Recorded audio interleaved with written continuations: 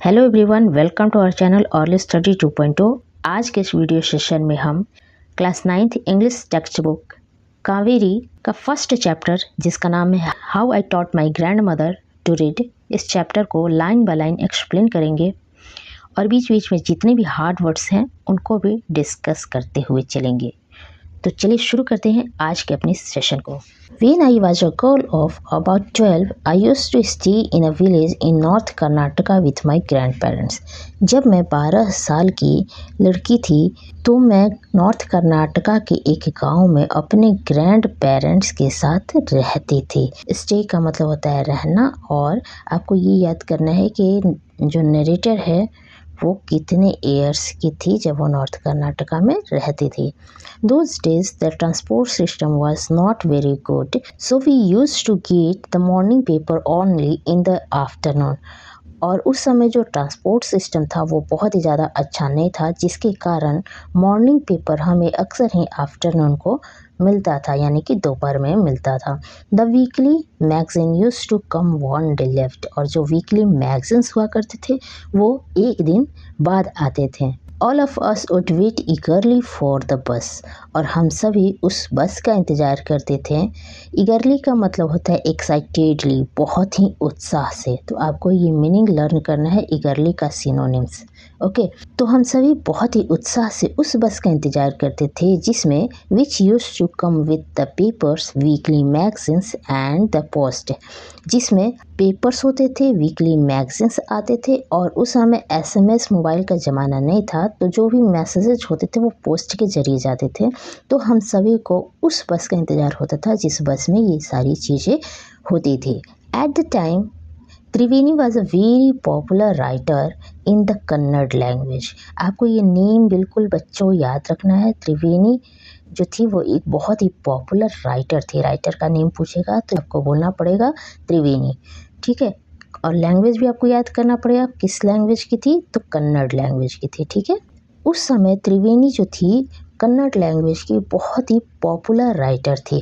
तो ठीक है, यहाँ पे एक वर्ड हम फाइंड आउट करते हैं, पॉपुलर। पॉपुलर का मीनिंग आप सभी जानते हैं, उसका आपको सिनोनिम्स कमेंट सेक्शन में मुझे लिख कर सेंड करना है। जितने भी सिनोनिम्स पॉपुलर के आपको आते हैं उतने लिखेंगे, okay. She was a wonderful writer, और वह बहुत ही अच्छी एक लेखिका थी। Her style was very easy to read and very convincing, और उनका जो लिखने का जो तरीका था वो बहुत ही आसान था। अब यहाँ से आसान का आप अपोजिट वर्ड लिखेंगे, अपोजिट, ओके। तो उनके जो लिखने का जो तरीका था वो बहुत ही आसान था एंड वेरी कन्विंसिंग। कन्विंसिंग का मतलब होता है सेटिस्फाइंग। बहुत पढ़कर लोगों को उनकी स्टोरी बहुत ही ज़्यादा सेटिस्फाइंग फील होता था। Her story usually dealt with the complex psychological problem in the lives of ordinary people and were always very interesting. और उनकी जो स्टोरी होती थी वो जनरली किस चीज़ को डील करती थी। यहाँ डील विथ एक फ्रेजल वर्ब है जिसका मीनिंग होता है टू हैंडल और टू मैनेज, मतलब किसी चीज़ को मैनेज करना या फिर इस तरीके से हैंडल करना। तो उनकी जो स्टोरी थी वो complex psychological problem in the lives of ordinary people, जो एक साधारण व्यक्ति के जीवन में जो साइकोलॉजिकल प्रॉब्लम होते हैं। कोई भी व्यक्ति साधारण व्यक्ति है और उसके जीवन में बहुत सारे उतार चढ़ाव होते हैं। कभी कभी नहीं समझ में आता है कि कौन सा स्टेप लिया जाए, कौन सा स्टेप नहीं लिया जाए। तो इस तरीके के जो कॉम्प्लेक्स साइकोलॉजिकल प्रॉब्लम्स होते थे उनकी स्टोरी इन सब चीज़ों पर ही लिखी जाती थी, जिसे पढ़कर लोगों को बहुत ही ज़्यादा सेटिस्फाइंग फील होता था and were people very interesting. और जो लोग इसको पढ़ते थे वो बहुत ही आनंद के साथ इसको पढ़ते थे। आगे बढ़ते हैं। Unfortunately for Kannada literature she died very young. और अनफॉर्चुनेटली का मतलब होता है दुर्भाग्य से। कन्नड़ लिटरेचर का दुर्भाग्य ये था कि वह जो त्रिवेणी जो राइटर थी, जो बहुत ही ज़्यादा अच्छी लेखिका थी, उनकी बहुत ही कम उम्र में मृत्यु हो जाती है। Even now after 40 years people continue to appreciate her novel. और अभी भी लगभग उनके मृत्यु के 40 साल के बाद भी जो लोग हैं वो उनके नॉवेल्स को पढ़ते हैं और उसको अप्रिसिएट करते हैं, ठीक है। अप्रिसिएट का मतलब होता है प्रशंसा करना, मतलब उनकी नॉवेल इतनी अच्छी थी। आगे है, one of her novel called Kashi यात्री was appearing as a serial in the Kannada weekly Kramveera then, और उन्हीं की लिखी हुई नोवेल में से एक नोवेल थी काशी यात्री। काशी यात्री का नेम आपको लर्न करना है क्योंकि ऑब्जेक्टिव क्वेश्चन में ये क्वेश्चन इंपॉर्टेंट है, पूछा जा सकता है। Was appearing as a serial in the Kannada weekly Karmaveera दिन। और उनकी जो काशी यात्री नोवेल थी उसी पर ही लिखा गया एक सीरियल बनाया गया था जिसका नाम था करमवीरा, और इसे अक्सर ही सप्ताह में दिखाया जाता था। ठीक है, it is the story of an old lady her and her ardent desire to go to Kashi और वाराणसी।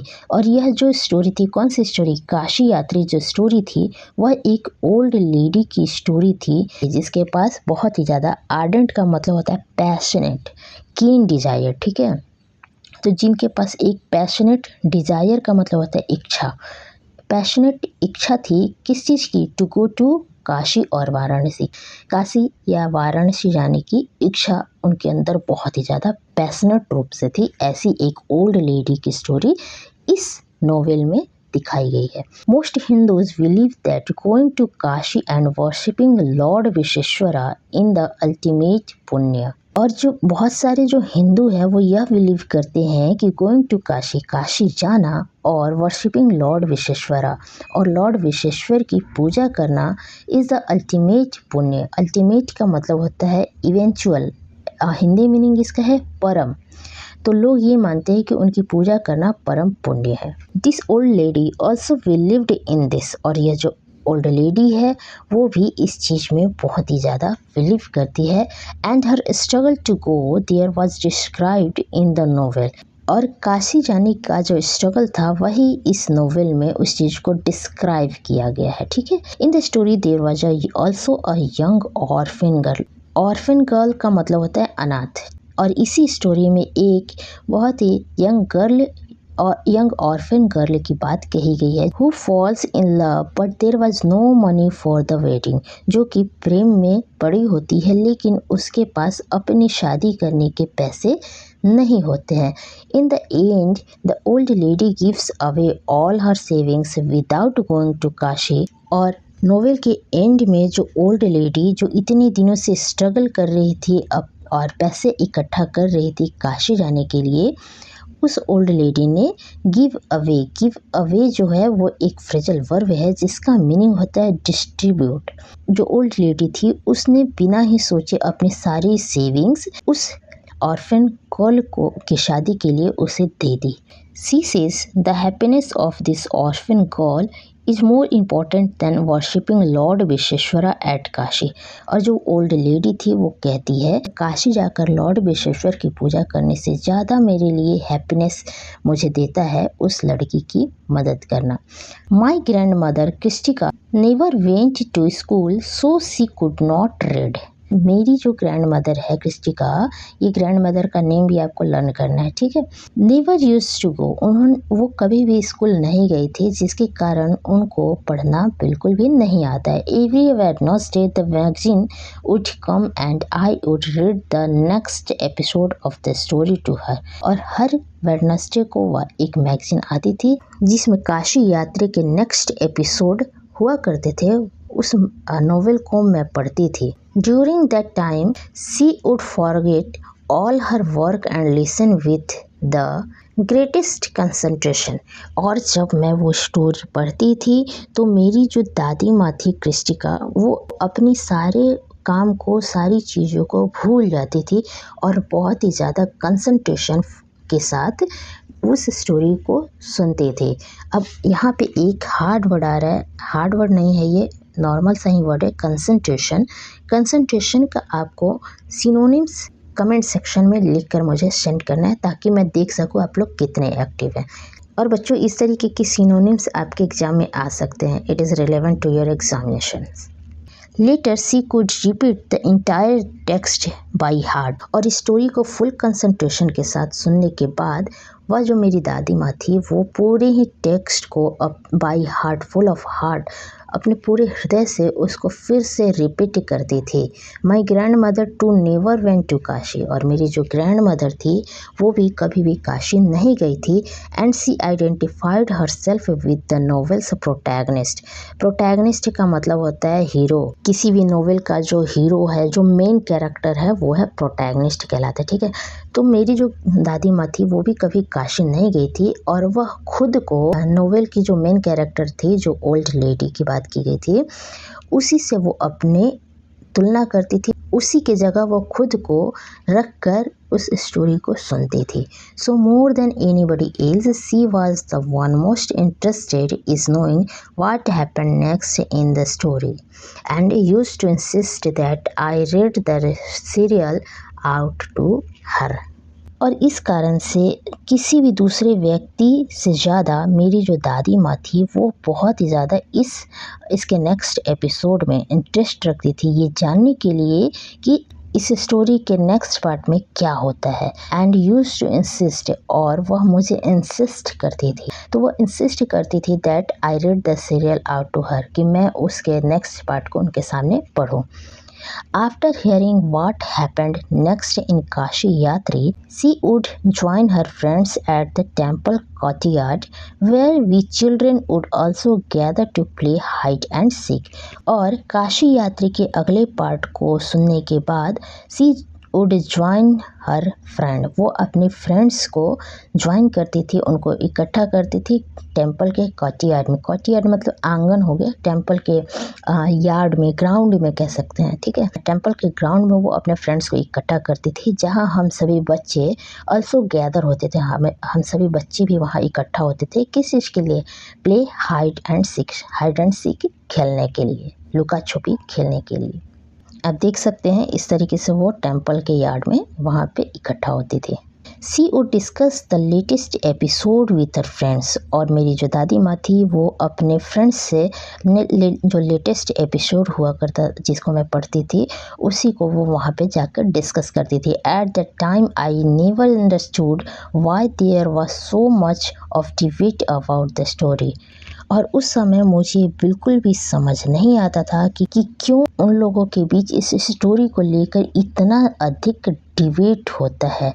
डिबेट का कुछ अदर सिनोनिम्स भी होता है, जिसको आप कमेंट सेक्शन में बच्चों लिखकर मुझे सेंड करेंगे। और अगर आपको इस तरीके का जो एक्सप्लेनेशन है इंग्लिश टू हिंदी और सिनोनिम्स एंटोनिम्स वाला, ये सेशन अगर आपको अच्छा लग रहा है तो इसे लाइक करके शेयर कर दीजिए अपने दोस्तों से भी, ताकि वो भी आपको ज्वाइन करके इस चैप्टर को पढ़ें। तो लाइक, शेयर और सब्सक्राइब, ताकि आगे आने वाले जितने भी वीडियोज़ हैं वो भी आपको मिलते जाए।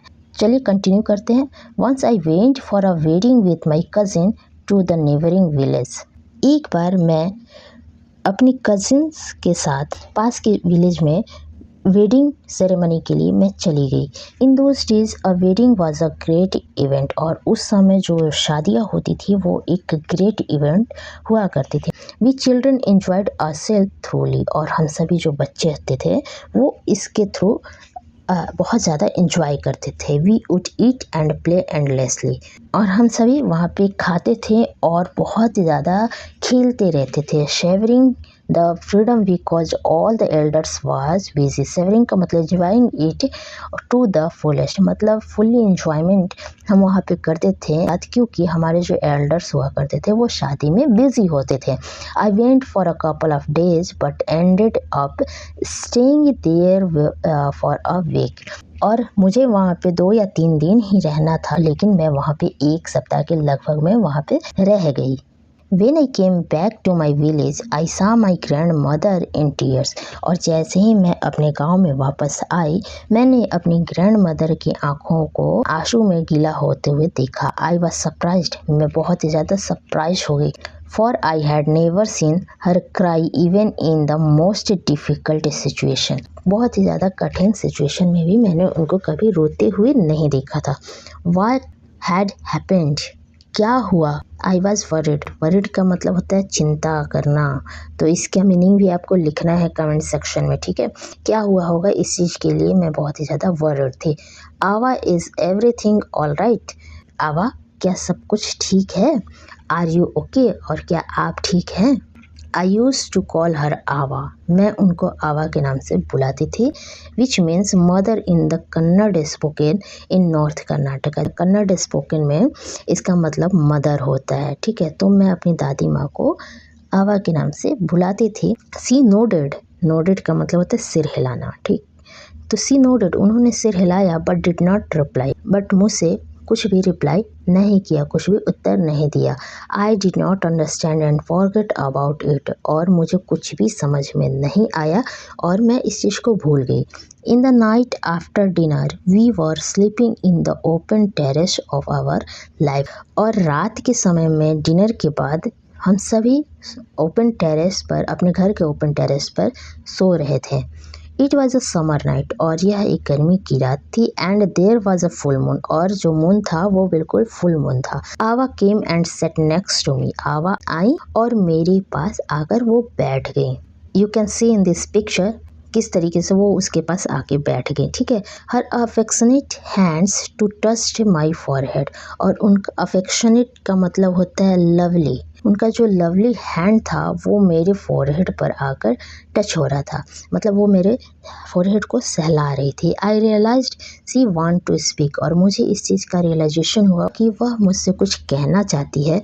तो मैंने उनसे पूछा कि व्हाट इज़ द मैटर, क्या मामला है। When I was a young girl, I lost my mother. मैं जब बहुत ही यंग एज की थी, छोटी सी लड़की थी, तभी मैंने अपनी माँ को खो दिया। There was nobody to look after and guide me. Look after एक फ्रेजल वर्ब है जिसका मीनिंग होता है केयरिंग और टेक केयर, मतलब देखभाल करना। तो मेरी माँ के गुजर जाने के बाद ऐसा कोई भी नहीं था जो मेरी देखभाल करे, जो मुझे गाइड कर सके। My father was a busy man and got married again, और मेरे जो पिताजी थे वो एक बिजी मैन थे और उन्होंने तुरंत ही दूसरी शादी कर ली। In those days people never considered education essential for girls, और उन दिनों जो लोग थे वो कंसिडर का मतलब होता है किसी चीज़ के बारे में सोचना। तो उस समय जो लोग थे वो एजुकेशन को गर्ल्स के लिए इसेंशियल नहीं समझते थे, उसके बारे में वो सोच ही नहीं पाते थे। इसेंशियल का मतलब होता है बच्चों नेसेसिटी, मतलब लड़कियों के लिए एजुकेशन जो है वो ज़रूरी है, ऐसी बातें लोग सोचते ही नहीं थे उस समय।